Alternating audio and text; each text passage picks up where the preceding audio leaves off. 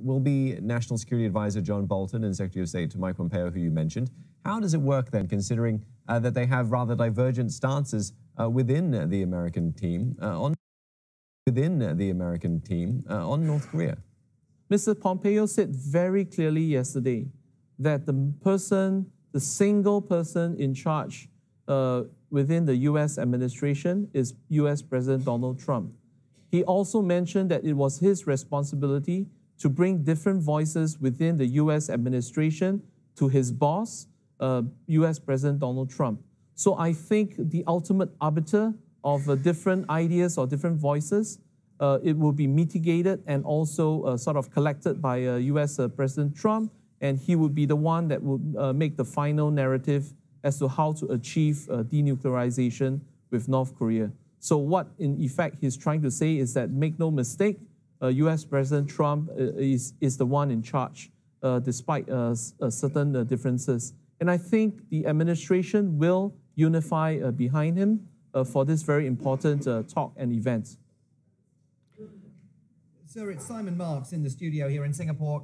Could I just ask you a question? I wonder how saleable you think any kind of an agreement that emerges, if not from this summit, then perhaps over the course of the next few weeks and months in negotiations, how saleable will President Trump find that to the American people if indeed the United States is providing some kind of security guarantee that allows Kim Jong Un, at the head of a repressive regime, to stay in power?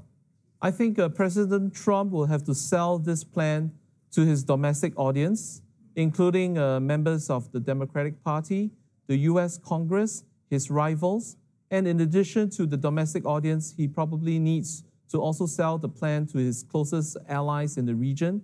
That would mean South Korea and Tokyo. In addition to that, he would also need to meet up with other members of the six-party talks, China and also Russia. So it's going to be a long road ahead, but before he can do any of that, he needs to actually sit down with Mr. Kim to have the broad outlines of agreement bilaterally between him and Mr. Kim in the first place before he can even have a plan to sell. And so we need to sort of go step by step on this. And this afternoon, probably more details will be out of some kind of broad outline. And from there, we can probably analyze the preliminary points about a plan that he can sell to domestic and international audiences. All right, many thanks for your thoughts at this hour. Dr. Lim Tai Wei, Adjunct Research Fellow, East Asian Institute at the National University of Singapore. Over in South Korea, President Moon Jae-in is following the summit very closely. Yonhap News reports that Mr. Moon and other cabinet members delayed their weekly meeting for more than 10 minutes to watch the opening of the unprecedented U.S.-North Korea summit. Mr. Moon expressed hopes for a successful summit at the Capella Hotel in Singapore between U.S. President Donald Trump and North Korean leader Kim Jong Un. President Moon also said he expected bold decisions as well as a significant agreement to be reached between the two leaders. We'll get the thoughts of Simon Marks and Lee Moon-suk in studio on that in just a moment, though. But in the meantime, our coverage continues here on Channel News Asia on the momentous U.S.-North Korea summit. It continues here today in Singapore. Stay with us.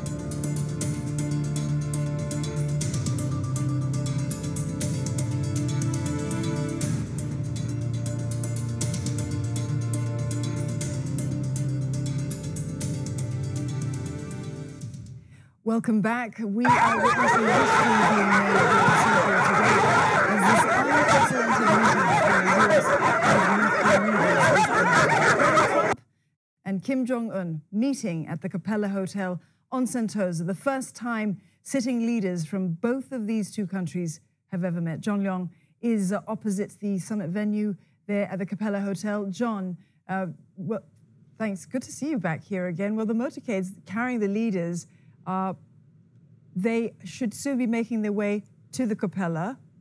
Tell us more.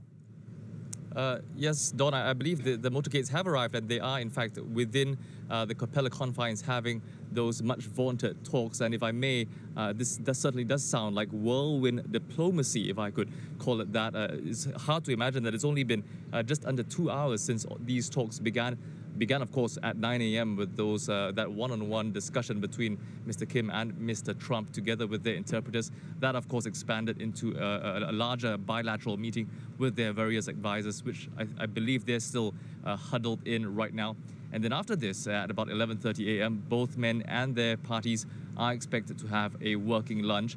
So all in all, we're looking forward to about 4 hours of discussions altogether. And considering what's at stake today, it certainly feels like the pace is rather frenetic, and one has to wonder in that short space of time what meaningful outcomes can actually come out of this. And speaking of tight timelines, we do understand that Mr. Kim is scheduled to leave Singapore at 2 p.m. Singapore Hong Kong time. Whether or not that changes, we'll have to wait and see, but on paper, at least at the moment, it's 2 p.m. Singapore Hong Kong time, after which Mr. Donald Trump will hold a media conference with the media gathered at the Capella Hotel, and then he's going to leave at 7 p.m. Singapore Hong Kong time. But I do imagine we'll have to wait and see from that media conference the kind of insights that Donald Trump can give us and the kind of sense of how successful these talks have been for both parties. Guys?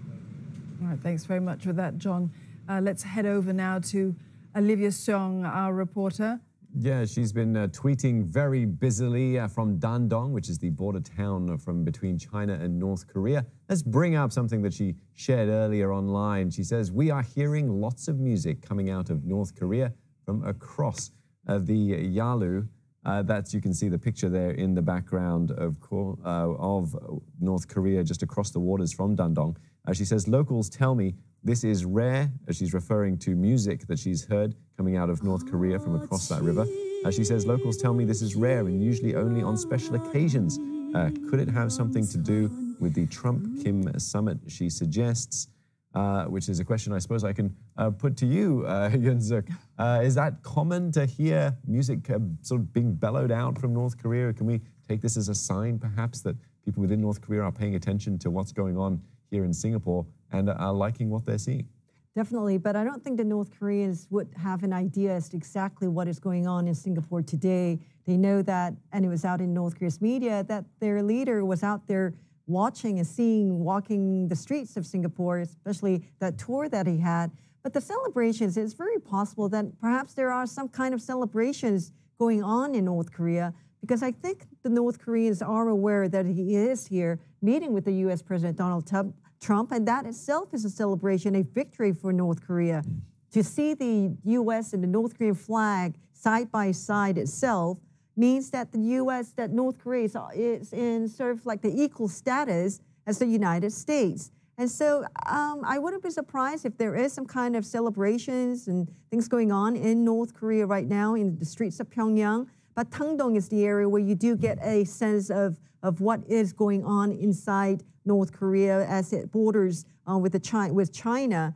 And there are North Korean residents there who are more open and who has access to what's going on outside. They do listen to their radios and they know, they get the news from outside. And so it is very possible that there is some kind of celebrations going on there. Now, there's no danger at all of no one in America not knowing what's going on at the moment. News organizations over there, as you mentioned earlier, Simon, primetime viewing. Yes. As all these events have been unfolding. How does America sort of see Donald Trump, taking America's agenda overseas? Yeah, well, I mean, absolutely. It's coming up to, what, 11 o'clock in the morning here. So that's 11 o'clock at night on the east coast of the United States, but 8 o'clock at night on the west coast of the United States. So as the subsequent events that we're going to witness over the next hour or so play out, those will be being beamed home into West Coast living rooms in the middle of prime time. Look, I mean, I think we're beginning to piece together various bits of color that tell us, taken together, more about how this dynamic is working between the President of the United States and Kim Jong Un. First of all, a correction that has come from the pool reporters who are there at Sentosa. Apparently, Kim Jong Un did not speak English when he said, "Good to meet you, Mr. President." They now think that that was not Kim Jong Un speaking, but the translator who's with him. So that's one little piece of information. Secondly, people have listened very hard to what the two men said during that preliminary photo opportunity before they went into their one-on-one meeting. Donald Trump, we know, said, "We will have a terrific relationship, I have no doubt." There are various translations out there of what Kim